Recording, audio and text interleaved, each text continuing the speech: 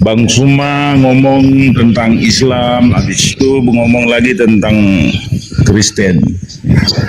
Mohon maaf ya, saya tidak mencela, saya tetap menghargai apa yang menjadi hak kalian, apa yang menjadi ajaran kalian sebagai orang Muslim. Banyak teman saya Muslim, ada juga keluarga Muslim, jadi tetap menghargai saja. Dan saya cuma bertanya saja, selama ini Bang Suma bicaranya tentang agama ini kok kuat sekali, baik itu dari sisi Islam maupun dari Kristen. Pertanyaannya, Bang Suma ini basicnya apa sih? Bang Suma ini basicnya memang dari sekolah agama atau gimana? Saya cuma tanya itu. Baik, biar nanti langsung Bang Juma jawab. Abang di mute dulu Bang, soalnya Abang di situ berisik noise ya Bang ya. Ini lagi live di YouTube juga Bang. Silakan. Justru, apa dulu Bunda? Ya udah Bang, di mute dulu Bang, biar dijawab dulu. Justru itu tidak muncul di sini nih. Iya, nanti saya undang. Ya.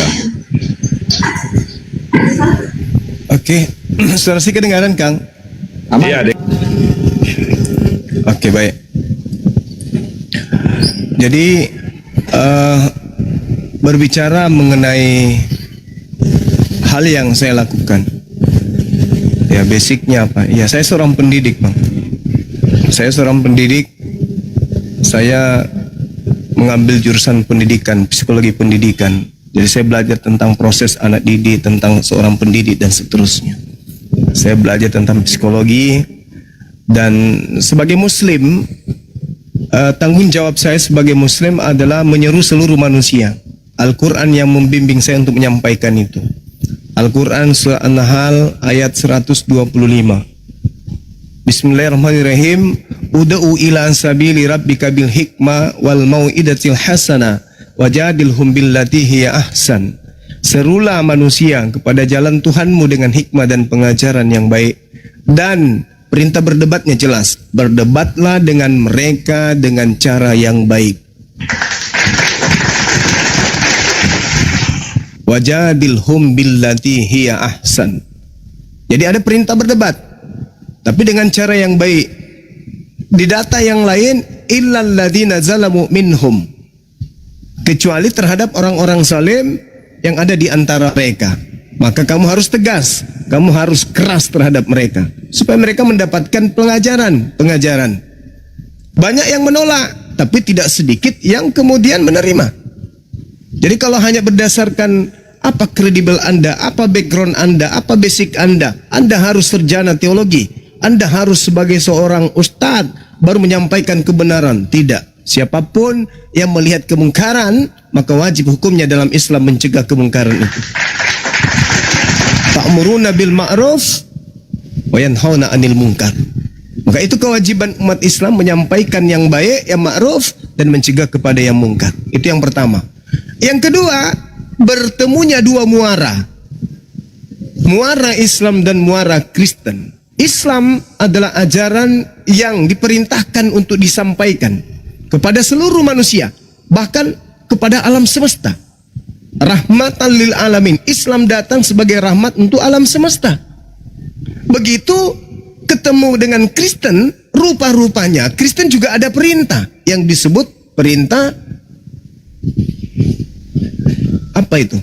Perintah apa yang ada dalam Kristen?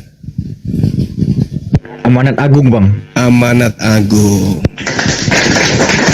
Pergilah, jadikanlah seluruh manusia menjadi pengikutku. Perintah jadikan itu adalah sebuah tekanan. Kalau Anda tidak menjadikan, berarti Anda melanggar perintah. Beritakanlah Injil kepada seluruh makhluk. Baptislah mereka dalam nama Bapa, Anak, dan Roh. Ketika perintah ini sebagai perjanjian agung di dalam gereja, amanat yang sangat dimuliakan dan dijunjung tinggi oleh gereja, datang pada kami sebagai muara yang terpisah dengan Kristen, maka tidak semudah itu Anda kemudian mengajak kami menjadi pengikut Kristus. Anda harus lolos dari beberapa syarat. Kristus mana yang Anda jual, yang Anda jajakan? Nah itu. Jadi Islam memiliki kemudian perintah untuk menyampaikan Islam itu kepada seluruh manusia. Kristen juga memiliki perintah untuk menjadikan seluruh manusia menjadi Kristen. Jadi dua sisi yang bertemu. Nah, penguatnya adalah Al-Quranul Karim. Kalau berbicara mengenai Bang Suma, Al-Quran mengatakan, Innal ladina amanu yuqatiluna fi sabilillah. Sesungguhnya orang-orang beriman itu berperang, beraktivitas, bergerak, bersuara dalam pergerakan menegakkan tali agama Allah, berperang di jalan Allah. Innal ladzina kafaru, dan sesungguhnya orang-orang kafir fi sabilit tagut, mereka berjuang di jalan tagut. Faqatilu awliya asyaitan, perangilah saudara-saudaranya setan. Itu perintah. Siapa saudara setan menurut Islam? Orang-orang yang mengajarkan menyembah selain daripada Allah. Seluruhnya adalah saudara-saudaranya setan. Itu di pandangan Islam. Jadi ketika Anda bertanya apa kapasitas, apa backgroundnya, apa yang kemudian menjadi basicnya? Basicnya Al-Quran. Innal ladzina amanu yuqatiluna fi sabilillah wal ladzina kafaru yuqatiluna fi sabilit tagut. Faqatilu awliya asyaitan. Perangi mereka. Bukan perang dalam bentuk angkat senjata, enggak. Tetapi perangi pemikiran mereka, perangi konsep mereka yang keliru, yang tidak berdasarkan terhadap kitab yang diwahyukan Tuhan melalui Rasul-Rasulnya. Itu saudara. Jadi ini sudah terjadi. Kristen sudah tampil di permukaan. Kami sebagai Islam juga tampil di permukaan. Sebagai anak bangsa, maka yang harus kita ramu, berdiskusi dengan baik. Yang kemarin yang tidak baik dan yang akan terjadi lagi, ada diskusi tidak baik untuk supaya diminimalisir. Karena kita adalah saudara dalam setanah air. Maka karena kita beda keyakinan, mari kita membahas tentang keyakinan ini dengan cara-cara yang baik. Kalau Bang Suma ada kesalahan diingatkan, ada kekeliruan diingatkan. Tapi diskusi ini harus berjalan. Kenapa? Karena Islam diperintahkan untuk berdebat, Islam diperintahkan untuk menyeru, Kristen juga diperintahkan untuk menjadikan di luar Kristen menjadi Kristen. Jadi ketemu. Nah, jangan ada dusta di antara kita. Islam dengan Islamnya, Kristen kudu percaya diri dengan kekristenannya. Seperti itu, saudara. Silakan. Tapi Silakan. baik. Yang pertama, ternyata saya baru tahu Bang Suma ini bukan basicnya katakanlah teologis, atau kalau misalnya dari sisi Islam ya ustaz, anak apa ya biasanya kalau sekolah basic awal untuk sekolah agama apa namanya? Pesantren, ya dan seterusnya. Itu berarti bahwa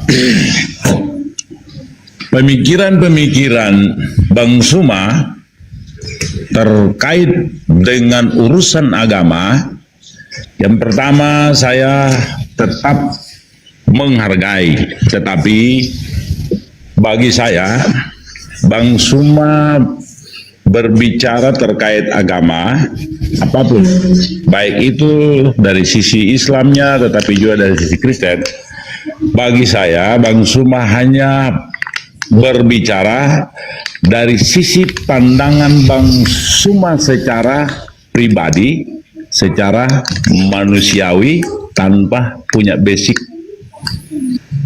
pendidikan terkait dengan agama. Itu satu. Lalu yang kedua, kalau misalnya Bang Suma sudah mengatakan bahwa Muslim memerintahkan, Kristen juga memerintahkan, itu berarti bahwa di sana harus ada yang namanya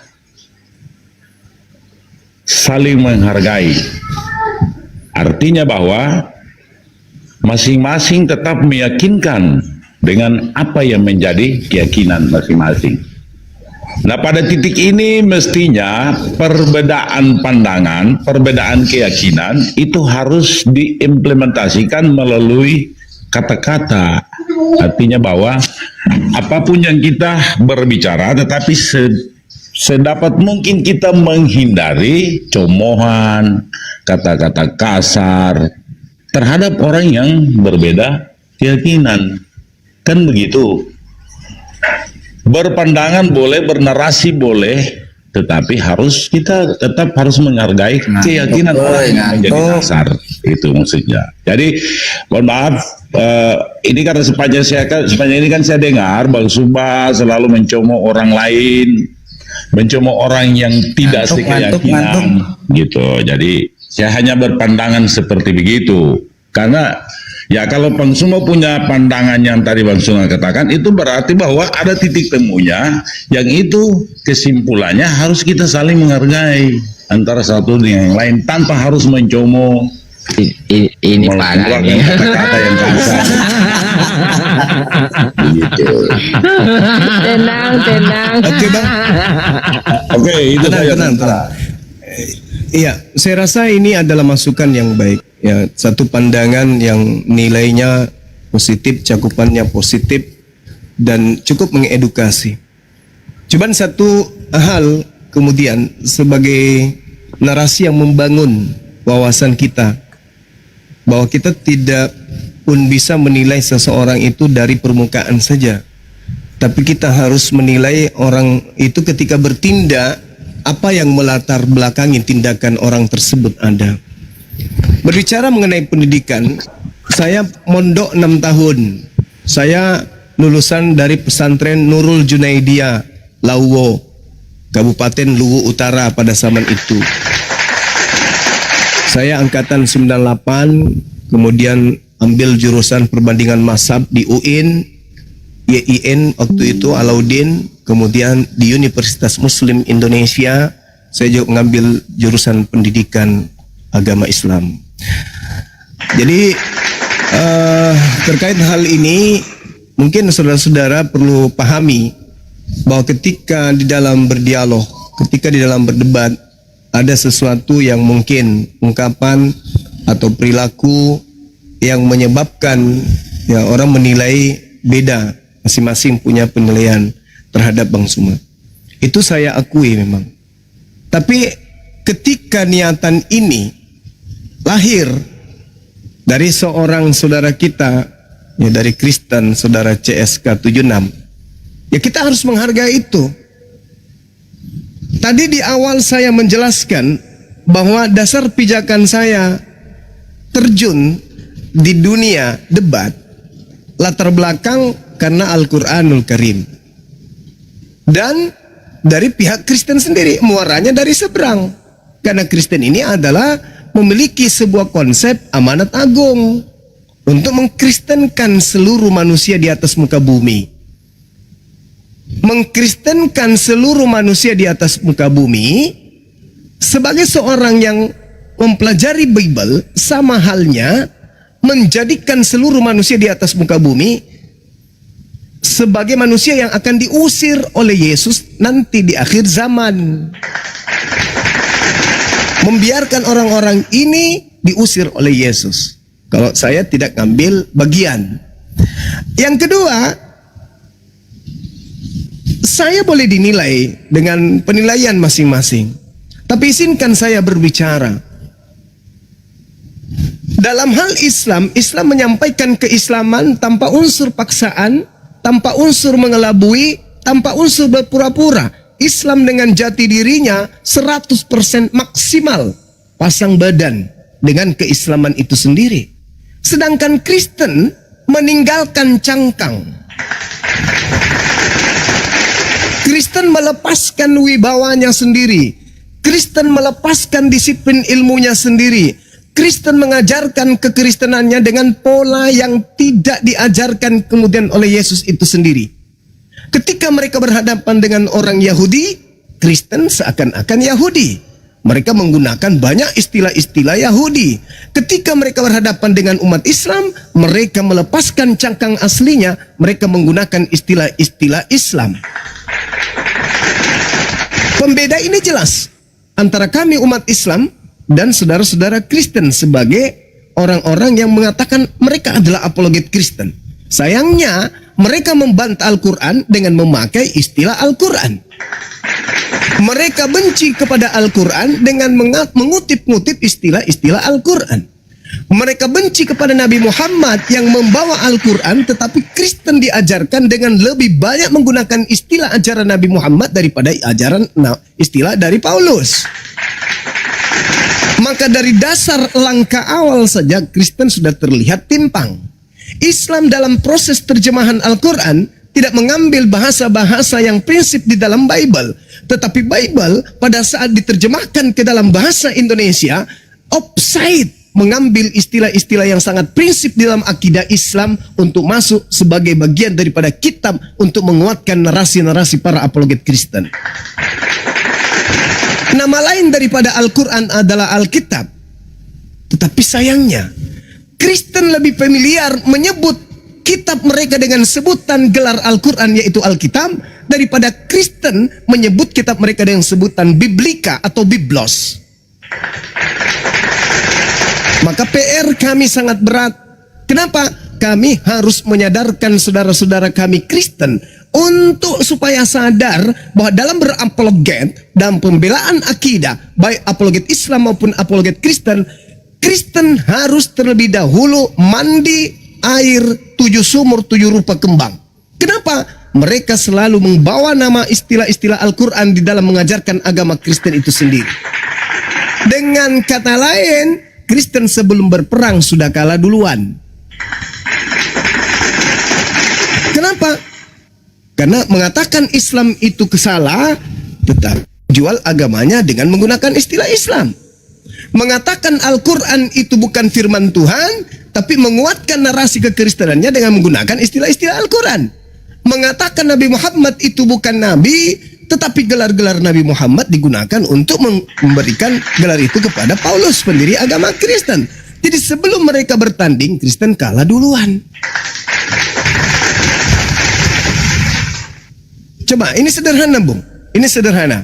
Contoh misalnya, sepele bagi orang Kristen, tapi ini hal yang sangat dahsyat bagi kami umat Islam. Apa itu?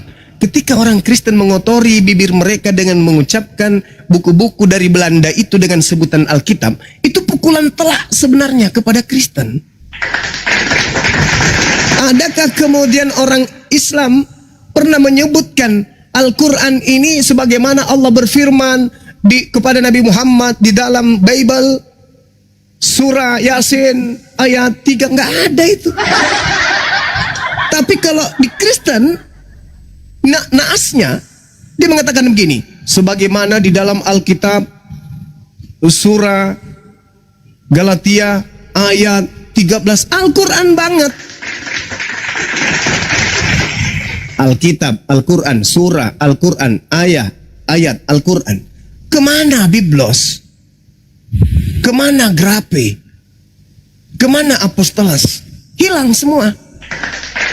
Nah ini, jadi kami umat Islam itu bangga. Kenapa? Di saat orang Kristen tidak menerima Islam, di saat itu juga lisan Kristen banyak menggunakan istilah Al-Quran. Dengan kata lain, siapa yang ditiru pasti adalah yang asli. Siapa yang meniru pasti yang adalah palsu. Siapa yang menjadi idola pasti diikutin. Siapa yang menjadi pengidola pasti yang mengikuti. Alhamdulillah, sepanjang sejarah Islam di Indonesia dan Kristen di Indonesia, agama Islam selalu unggul. Kenapa? Karena Kristen banyak menggunakan istilah-istilah Islam. Sekira begitu, saudara. Silakan. Oke, baik. Saya bisa tanggapi lagi, host. Halo? Ya, lanjut. Oke, baik. Ya, jadi dari narasi yang disampaikan oleh Bang Suma, bagi saya sih, saya menghargai, tetap menghargai saja, tetapi meyakini sudah pasti tidak. Lalu, saya mau sampaikan begini.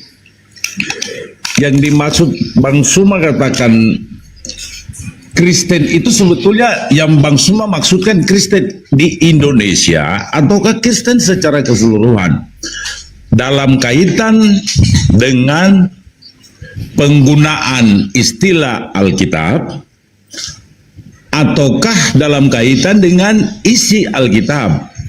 Karena begini, agama khusus Kristen ya, kami Kristen, sifatnya itu kan dia universal. Agama itu sifatnya universal.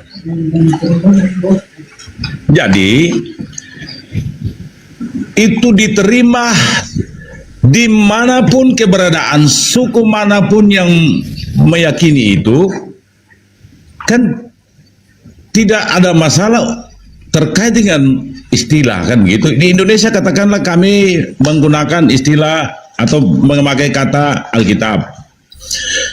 Di Amerika Bible, dan mungkin di suku lain di negara lain menggunakan bahasanya, tetapi isi daripada kitab itu tetap sama begitu. Itu yang kedua.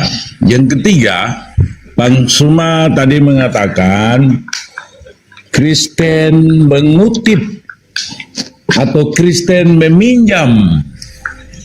Sebetulnya saya mau tanya sih, antara Kristen dalam pengertian ajaran, bukan komunitas. Kristen dalam pengertian ajaran, sebetulnya mana yang duluan? Kristen ataukah Muslim? Oke, biar langsung ditanggapi ya Pak ya. Oke, izin saya mute. Bapak dulu guru enggak? Iya, baik. Ini sudah berapa kali saya terangkan ya. Selalu narasi saudara kita Kristen itu berarah kepada satu keadaan di mana Kristen lebih dulu daripada Islam. Oke, tetapi ada satu hal yang mesti dipahami dengan pola sederhana. Kakak saya nih, yang pertama, anak sulung, dia lebih dulu dari Bang Suma. Tapi zaman dia lahir, itu belum ada HP. Tiba-tibanya saya dewasa, saya beli HP. Terus dia rampas HP itu dan dia mengatakan, ini milik saya karena saya lebih dulu ada daripada ente. Padahal HP ini adanya di zaman saya. Bukan adanya di zaman dia. Meskipun dia lebih dulu ada di atas muka bumi, tapi pada zamannya belum ada HP. Ini logika sederhana. Inilah yang terjadi di Kristen. Karena menganggap mereka pertama daripada Islam, maka semua yang ada di depannya itu miliknya. Ini adalah mental-mental penjajah. Mental penjajah yang masih terekam, tertancap di dalam benak orang-orang Kristen. Setiap sesuatu karena mereka lebih dulu, maka yang lain belakangan itu hanya penumpang. Mereka yang punya dunia alam semesta ini. Tapi giliran penyesat itu datangnya di abad pertama, nggak mau nolak, nggak mau nerima. Yesus mengatakan, waspadalah kepada penyesat yang datang kepada kamu, yang seangkatan dengan angkatan ini. Penyesat itu ada di tengah-tengah kita. Memang dia berasal dari tengah-tengah kita, tapi dilemparkan ke abad ke-7. Ini keanehan yang terjadi. Kenapa? Karena tidak punya jati diri, tidak punya harga diri. Agama yang benar tidak pernah mau diwarnai oleh keadaan apapun. Kenapa? Agama yang benar itu diasaskan terhadap firman pencipta langit dan bumi yang maha tahu, yang mana firmannya akan menundukkan semua keadaan yang ada di depannya. Kalau ada sebuah kitab yang dianggap suci, tetapi dia diwarnai oleh keadaan yang ada pada habitatnya di mana dia pergi, itu bukan firman Tuhan. Kenapa? Karena dia harus diwarnai. Kenapa dia diwarnai? Karena sudah tidak cocok dengan warna yang ada. Kitab suci Anda masuk ke dalam wilayah Bali, tidak bisa dijadikan sebagai kitab suci sebelum dirubah mewarnai ikut warna yang ada di dalam sana. Kitab Anda tidak bisa menjadikan orang Indonesia menjadi Kristen sebelum kitab Anda harus diwarnai menjadi keislam-islaman seperti mayoritas penduduk orang Indonesia? Ada apa dengan kitab saudara? Ada apa dengan agama saudara? Ada apa dengan Tuhan yang Anda sembah? Al-Quran 1400 tahun silam, kemanapun dia pergi, sedahsyat apapun kebencian orang terhadapnya, dia datang dengan gagah berani, pasang badan. Lu punya bahasa, boleh bahasa Inggris. Lu punya bahasa, boleh bahasa Mandarin. Lu punya bahasa, boleh bahasa roh. Lu punya bahasa, boleh bahasa langit. Tetapi ente tidak akan pernah bisa mewarnai aku, sebab aku adalah bahasa Tuhan. Aku adalah kalamullah. Aku adalah kalam Allah. Aku punya jati diri. Bahasa-bahasa manusia tidak akan pernah bisa menundukkan bahasa Tuhan. Makanya saya pernah bertanya kepada seorang pendeta yang ternama di Indonesia ini. Di-live-kan malah. Saya tanya, apakah menurut saudara firman Tuhan bisa dikoreksi? Katanya nggak boleh, nggak bisa. Apakah firman Tuhan bisa direvisi? Tidak boleh. Kenapa firman yang ada di dalam kitab saudara setiap saat dikoreksi, direvisi? Bingung langsung. Copot jantungnya. Terasa ginjalnya terkunyah-kunyah kemudian. Dia sendiri mengatakan tidak bisa dikoreksi firman Tuhan, tidak bisa direvisi firman Tuhan itu. Kalau begitu Anda sudah menjawab kitab saudara bukan firman Tuhan. Karena faktanya setiap saat bisa dikoreksi, bisa direvisi. Berbeda dengan Al-Quran. Karena dia kemudian kitab saudara bisa dikoreksi, bisa direvisi, maka seenak perut sesuai dengan pesanan kapan saja bisa menggunakan istilah-istilah di luar daripada kitab saudara demi untuk melancarkan aksi pewartaan terhadap orang-orang di luar agama saudara. Ini tidak disifati Al-Quran. Bahasa Tuhan harus lebih tinggi dan tidak bisa ditundukkan kemudian oleh bahasa manusia manapun. Makanya Al-Quran itu bukti bahwa dia adalah kalam Allah, kalam firman dari pencipta. Dia tidak pernah lekang oleh zaman. Dia tidak pernah hanyut oleh modernisasi. Dia tidak pernah tertinggal oleh keadaan. Sehebat apapun masa itu, semodern apapun zaman itu, Al-Quran akan tetap berdiri paling depan. Bagaimana dengan Bible? Semakin hari dunia semakin modern, semakin canggih, maka Bible akan semakin diwarnai oleh keadaan. Yang tadinya babi berubah menjadi, karena sudah banyak kota, berubah menjadi babi hutan. Nanti kalau orang semua semakin modern, babi hutan itu berubah lagi menjadi babi yang pakai sepatu hak tinggi yang diharamkan dimakan. Nanti lama-lama babi mana yang diharamkan di Bible? Bisa jadi berubah babi yang menggunakan habis di mana saja dia pergi. Babi mana yang diharamkan dimakan? Berubah lagi babi yang menggunakan kendaraan bermotor dan seterusnya. Kenapa? Karena Bible itu selalu diwarnai oleh keadaan. Bukti bahwa Bible bukan firman Tuhan. Nah, seperti itu saudara. Jadi dialog ini memang harus dipakai untuk menjadikan kita sebagai anak bangsa tercerdaskan. Kenapa? Tidak semua orang Kristen itu mau mematikan akalnya. Ada juga orang Kristen yang mengucapkan terima kasih dengan penjelasan-penjelasan dari saudara-saudara Muslim yang terkait dengan persinggungan dua agama. Bukti barusan sebelum Anda ada seorang anak muda yang kemudian mau belajar Islam karena mereka mendengarkan apa yang kami sampaikan berdasarkan Bible itu betul. Ketika kami mengatakan Yesus mengatakan dirinya bukan Tuhan, di mana dalilnya Yesus mengatakan dirinya bukan Tuhan? Kami menunjukkan data. Yohanes 17 nomor 3. Hidup kekal itu adalah mereka mengenal Tuhan satu-satunya yang adalah di langit, dan berarti dia satu-satunya. Berarti yang di bumi yang bernama Yesus itu bukan Tuhan. Karena kapan Yesus itu juga adalah Tuhan, berarti harusnya hidup kekal itu adalah mereka mengenal dua-duanya Tuhan, yaitu Bapa dan yang Yesus. Tapi ternyata Yesus membantah ketuhanannya dengan mengatakan dan mengenal Yesus sebagai utusan. Berarti Yesus untuk mendapatkan hidup kekal, dia harus dikenal sebagai utusan. Itu bukti. Anak muda ini berpikir, loh kok benar ya? Inilah manfaat daripada dialog dibangun. Ada yang mengambil asas manfaat dari diskusi-diskusi yang terjadi. Ada juga yang menganggap ini adalah sesuatu yang tidak bagus karena mereka hanya berpikir ego. Mereka harus Kristen yang paling benar. Padahal mereka tidak mampu kemudian menegakkan kebenaran itu. Orang-orang Kristen yang mengatakan agama Kristen itu benar, begitu berbicara mengenai agama di depan umat Islam, mereka seibarat menegakkan benang basah. Tidak akan pernah bisa. Demikian saudara, silakan. Ya, silakan Pak Diska. Oke, sekali lagi saya menghargai penjelasan dari Bang Sumam, tapi sekali lagi saya mengatakan bahwa dari kami lahir sampai dan dengan saat ini. Makan lagi, boy. Iya, sebentar makan, sorry. Nggak boleh. Dari kami lahir sampai dan dengan saat ini, tidak pernah ada kitab suci kami itu direvisi. Kalau soal terjemahan, iya. Tetapi isi kitab suci tidak pernah direvisi. Satu. Yang kedua, sebagai penutup, nanti kita akan, sebetulnya saya masih mau lanjut lagi, cuman nanti di lain waktu saya akan lanjut. Tapi saya hanya mau bilang, kami orang Kristen dulu, sekarang, dan selamanya tidak pernah berubah keyakinan itu.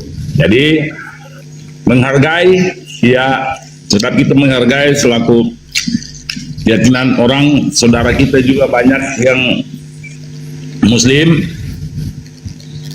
Kita saling menghargai. Dari sisi kemanusiaan kita harus tetap saling toleransi satu dengan yang lain. Tetapi pada bagian wilayah-wilayah masuk pada wilayah-wilayah agama, tentu masing-masing dengan keyakinannya. Jadi itu sebagai penutup Bang Suma dan host, mohon maaf kalau ini komentar awal saya ketika bertemu awal, tetapi nanti saya akan, ya mungkin di lain waktu lagi, nanti kalau kesempatan saya bisa masuk lagi.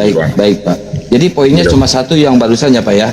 Kitab Bible tidak pernah direvisi, itu yang akan dijawab sama Gurunda. Baik. Tapi nanti aja lah, saya keluar dulu ya, saya keluar dulu. Ya baik. Ini mengedukasi yang lain aja di bawah. Siap Pak. Ya. Makasih ya Pak ya.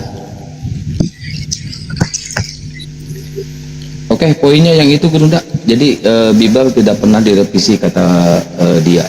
Apa dulu Gurunda? Iya. Jadi memang nyata bagi kita, banyak manusia yang tidak butuh alkohol untuk mabuk. Lebih sulit membangunkan orang yang pura-pura tidur daripada orang yang tidur beneran. Iya, lebih sulit. Lebih sulit mengajarkan orang yang pura-pura jahil, bahlul, bodoh daripada orang yang bodoh beneran. Jadi kalau ada orang Kristen mengatakan kitab kami tidak pernah direvisi, ya orang itu harus apa ya? Mau disunat kali ya? Susah juga. Belajar 5.000 tahun lagi. Kalau ditunjukkan pun makanya nggak bisa baca kan? Betul. Oh, itulah yang saya katakan. Itulah yang saya katakan. Zaman sekarang ini banyak orang mabuk tanpa alkohol. Siapa mereka? Orang yang berpura-pura tidur, dibangunkan tidak pernah mau bangun, karena dia sadar kalau dia ini dibangunkan. Kalau orang yang betul-betul tidur dibangunkan, ya pasti terbangun, karena dia nggak sadar kalau dia sedang dibangunkan. Itu saudara-saudara sekalian. Jadi kita tidak perlu tanggapi terkait ini. Ya, gimana saudara David? Asyhadu. Terlalu lama kamu hidup di persimpangan, kawan. Bang, Bapak pernah bertemu orang walaf, tapi sebelum masuk ke Islam dia itu berat gitu melaksanakan sholat. Apa pernah ketemu dengan orang kayak gitu? Banyak itu. Ya, banyak. Betul. Assalamualaikum Bang Lima. Pagi dingin. Waalaikumsalam warahmatullahi wabarakatuh. Jenderal, lanjut. Waduh. Itu Gurunda. Iya, Katanya ini. Gimana? Iya, David Ya kan, ini karena Gurunda ini menyaksikan pagi banyak ada sekali orang-orang yang bersyahadat gitu. Selalu nuntun Gurunda, silakan. Iya. Jadi begini Apa nggak kawan. dingin gitu? kenapa umat Islam itu di setiap mereka beribadah, berkomunikasi langsung tanpa perantara kepada pencipta langit dan bumi, item yang paling utama diminta secara khusyuk itu adalah tunjukkanlah kepada kami jalan yang lurus. Apakah bagi umat Islam rambu-rambu keislaman itu masih abu-abu? Enggak. Di Islam justru terang benderang. Ini haram, ini halal, ini boleh, ini tidak boleh, ini makruh, dan seterusnya. Tapi kenapa umat Islam selalu minta petunjuk? Kenapa umat Islam selalu minta, berikan aku jalan yang lurus, tunjukkan aku jalan yang lurus itu? Kenapa? Karena iblis itu senantiasa akan menghanyutkan manusia untuk cinta kepada materi duniawi. Jangankan pada saat mereka menanggalkan diri dari prosesi ibadah sholat, pada saat mereka sholat saja, mereka masih digiring untuk mengingat materi. Apatah lagi setelah dia sholat. Kenapa? Karena manusia ini adalah manusia yang memiliki intelektual, punya kecerdasan, akalnya itu bertumbuh, berkarya, mencipta, memiliki alat untuk merasai objek-objek yang ada, materi-materi yang ada. Pada saat sedikit dari dimensi kenyang dia keluar, muncul rasa lapar. Ketika rasa lapar itu hadir, maka berjuta kemudian keinginan ada. Ingin makan ini, makan itu, makan ini, makan ini, makan itu, makan ini, makan ini, makan itu, dan seterusnya. Itulah manusia. Itulah uniknya manusia. Sebelum itu terjadi, muncul deteksi. Ya, alat deteksi. Lapar, mau makan apa? Makan ini, makan itu, makan ini. Ngantuk, mau ngapain? Lelah, mau ngapain? Oleh karena itu, ketika mereka selesai berhubungan dengan penciptanya, maka seluruh aspek dunia akan datang. Melalui penglihatan, melalui pendengaran, melalui hati, melalui perasaan, semuanya muncul. Maka manusia itu multi keadaan. Apa yang terjadi? Orang yang takut kepada Tuhannya akan senantiasa minta bimbingan. Tunjukilah kami kepada jalan yang lurus. Yang terberat itu adalah sholat. Sholat nampaknya ringan, tapi itulah hal yang paling terberat. Sholat itu ringan, tapi itulah hal yang paling terberat.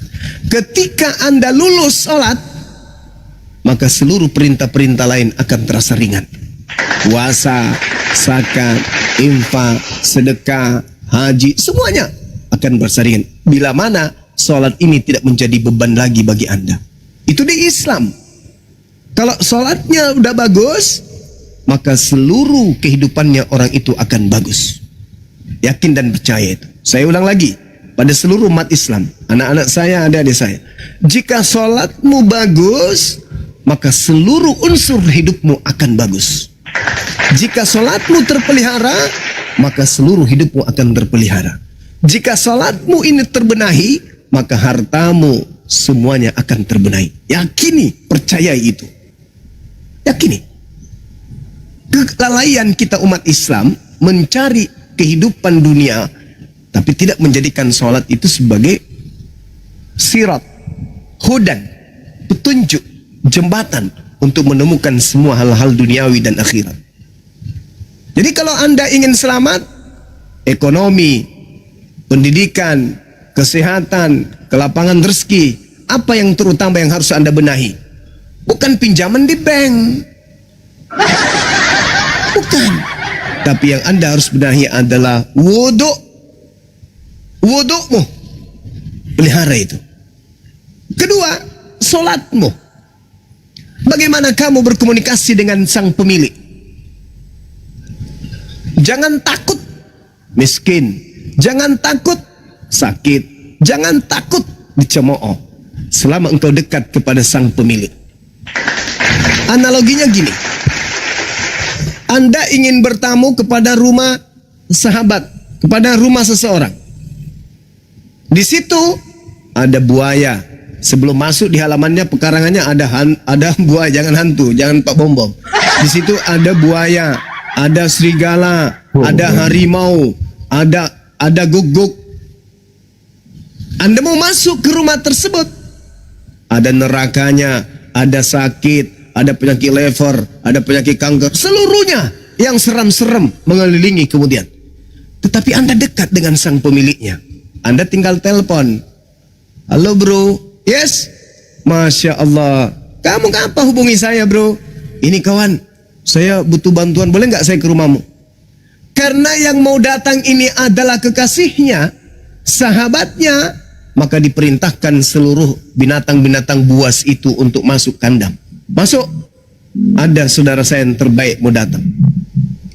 Maka kita dengan mudahnya datang pada Tuhan kita. Ketika kemudian kita dekat kepada Tuhan kita, semua musibah, sebuah masalah akan menjadi indah, akan menjadi nikmat, akan menjadi satu amalan. Tetapi kalau kita tidak kenal sang pemilik, bagaimana kita mau datang? Uang di luar itu, di halaman rumahnya ada harimau, ada kemudian semuanya muncul binatang-binatang yang menakutkan. Kita nggak tahu, kita mau masuk ke sana meminta tolong, tapi kita nggak kenal. Bagaimana ceritanya? Jangankan ada binatang buas ke situ, untuk masuk ke sana aja kita ragu. Tapi kalau kita dekat dengan sang pencipta, sang pemilik alam semesta ini, apa yang kita takutkan? Sang pemilik kita dekat. Sedikit-sedikit curhat, sedikit-sedikit senyum, sedikit-sedikit sandar kepadanya. Lelah, sandar kepadanya. Lagi sakit, sandar kepadanya. Lagi ada masalah, sandar kepadanya. Apa yang kita takutkan? Semua dia yang dia mengatur. Ada masalah, sandar. Ada musibah, sandar. Semuanya kita sandarkan. Lalu apa yang kita takutkan? Jadi apa yang utama untuk menjadi penyambung? Kita butuh HP untuk menghubungi teman kita. Apa HP itu? Isya, subuh, asar, maghrib, zuhur, itu penghubung kita kepada Allah, sehingga kita nggak yatim di dunia ini. Jangan yatim, saudara-saudara. Selalu berkomunikasi dengan Allah. Jangan jadikan diri Anda itu menjadi makhluk yang yatim. Ada pencipta kita, ada Allah yang lebih dekat dari kita. Hubungi Allah. Ya Allah, ya Rabb, saya ingin sujud kepadamu, Allahu Akbar. Bacakan apa yang Anda inginkan, minta kepada Dia, pasti datang. Kalaupun pahit-pahitnya tidak dikabulkan, minimal doa kita itu bukti bahwa kita itu tunduk kepadanya. Artinya kita berserah diri kepadanya. Itu akan menjadi pemberat timbangan amal baik nanti di padang mahsyar. Doa-doa yang kita tidak diterima oleh Allah akan menjadi pemberat timbangan kita nanti. Kenapa? Karena bukti kita tunduk kepadanya, kita memohon, memelas dengan air mata. Dengan air mata. Seibarat Tuhan cinta kepada apa yang kita torehkan dalam rintihan kita kepadanya, seperti seorang pengamen yang datang kepada kita. Kalau lagunya bagus, anakku sayang, yang adalah anakku sendiri. Lagu itu kemudian menggugah, kita tidak buru-buru memberikan uang kepada pengamen tersebut. Kenapa? Karena kita suka lagunya. Selesai lagu itu, kita minta lagu yang baru. Selesai lagu yang baru, minta lagi lagu yang baru. Kenapa? Kita suka. Begitulah Allah melihat kita yang selalu merintih dengan rintihan yang ikhlas. Allah suka dengan rintihan-rintihan itu. Tapi kalau kemudian lagunya tidak bagus, baru juga petik nada sudah keliru, belum juga menyanyikan satu syair lagu, satu bait, langsung dikasih duit. Udah dek, makasih ya. Kenapa? Karena Allah tidak suka. Jadi begitu belum minta, dikasih rezeki. Jadi hati-hati. Orang yang tidak sholat, rezekinya lancar, hati-hati. Orang yang tidak sholat, kesehatannya itu mantap, hati-hati. Bisa jadi Allah menutup untuk ruang kita mengingat kepadanya, sehingga kebutuhan dipenuhi, kesehatan diberikan, supaya orang ini tidak berdoa. Mati dalam keadaan seperti itu, na'udzubillah summa na'udzubillah. Hati-hati. Saya tidak sholat, lancar. Wah, bisnis, wah, saya meledak bisnisnya. Jabatan, korupsi semakin kaya. Pakai kemudian hal-hal yang buruk. Ya, semisal ijazah palsu mendaftar sebagai hansip, lulus, terima santunan dari kepala desa segala macam, tapi pakai ijazah palsu. Kenikmatan sesaat, ujung-ujungnya akan membuat menderita. Tapi kalau kita itu sholat, tetapi kemudian kita ibadah, hidup kita hanya pas-pasan saja, artinya Allah cinta kepada kita. Sebaliknya itu tadi, tidak pernah sholat, kesehatannya bagus, lancar rezekinya, pekerjaannya sukses, hati-hati. Itu jangan sampai Allah menutup ruang jembatan tol antara dirinya dengan Anda. Hati-hati. Hati-hati. Oleh karena itu pelihara sholat. Alangkah indahnya sehat, sholat, kaya, sholat, banyak uang, sholat. Sholat utamanya, sholat. Utamanya anak-anak saya. Pelihara itu. Karena untuk membedakan kita dengan hewan hanya sholat. Sholat yang membedakan kita. Maka pelihara sholat itu, pelihara sebisa mungkin pelihara sholat. Kalau kita lalai, tobat. Habis itu sholat lagi. Tobat, sholat. Pelihara sholatmu. Anak-anakku sholat yang Anda pelihara. Secantik apapun amalan yang kita lakukan, kalau jembatannya rusak, itu tidak akan pernah kita bawa ke sebelah. Karena sholat itu adalah sirat, jembatan, diterimanya amalan-amalan yang lain. Makanya sholat itu adalah tiangnya agama. Beriman tidaknya seseorang itu lihat dari sholatnya. Boleh orang itu percaya kepada Allah, boleh percaya kepada semuanya, tapi sholatnya hancur, ya berarti pondasinya hancur. Sholat bukan pekerjaan yang berat, saudara-saudara. Bukan pekerjaan berat. Cuman berapa menit? Hah? Lebih berat Anda buang air di toilet dengan menggunakan HP, bisa sampai berjam-jam. Jadi pelihara sholat. Banyak orang murtad, betul, karena malas sholat. Apa sih ini? Apa sih yang saya lakukan tiap hari 5 kali sehari? Ngapain? Lebih bagus nyanyi-nyanyi. Dijamin surga. Nah, jadi melalui pertanyaan saudara David, saya ingin menghimbau sebagai orang tua kepada anak-anak saya, yuk saling mengingatkan, mari kita sholat. Sholat adalah senjata yang Allah serah terimakan kepada Nabi Muhammad secara langsung. Berbeda dengan perintah-perintah yang lain. Nabi Muhammad diangkat ke langit untuk menerima perintah sholat. Maka sholat inilah yang harus menjadi simbol utama keislaman kita. Mari kita sholat. Pada saat sholat, membuktikan bahwa kita dekat kepada pencipta. Saya kira begitu sahabat-sahabat sekalian. Kebetulan saya masih ada di kota Dumai. Yang mudah-mudahan apa yang saya sampaikan hari ini bisa menjadi edukasi buat kita semua, utamanya kepada penikmat materi apologet. Ya, jangan bosan-bosannya mendengarkan materi-materi apologet ini, karena ini sangat penting. Oke, saya kira begitu untuk sementara. Silakan dilanjut, diambil alih lagi. Kalau masih ada nanti penyembah makhluk kuburan, diserahkan kepada teman-teman yang punya potensi untuk menjelaskan itu. Demikian, silakan.